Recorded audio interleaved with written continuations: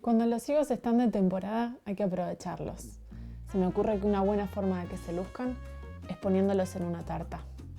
Esta receta lleva 2 huevos, pero un cuarto va en la masa y el resto en el relleno.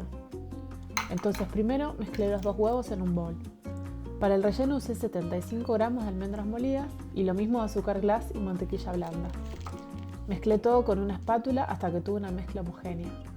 Por último agregué 3/4 partes de la mezcla de huevos, o sea, un huevo y medio. Mezclé bien todo y lo dejé aparte. Para hacer la masa empecé con 200 gramos de harina.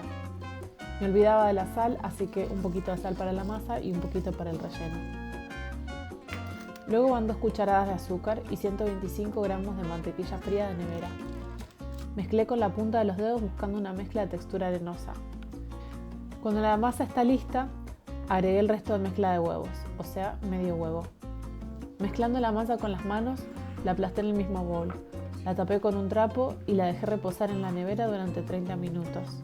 Una vez fría la masa, la espolvoreé con harina y la estiré de unos 5 milímetros de espesor. Luego corté círculos un poco más grandes que mis moldes. Forré los moldes con masa, apretando bien la base y las paredes. El exceso de masa se quita con la parte de arriba de un cuchillo.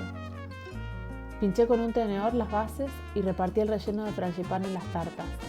Con el horno precalentado, las cociné durante 20 minutos y cuando vi que estaban doradas, las saqué y las dejé enfriar.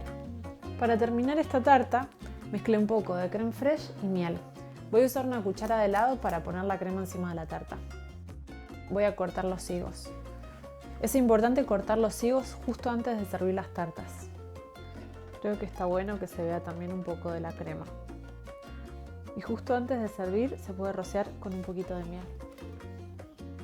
Así van a quedar más brillantes y apetitosos. Y también se van a conservar frescos por más tiempo. Esta tarta es un gran remate para una cena con amigos. Y la fruta se puede cambiar según la temporada.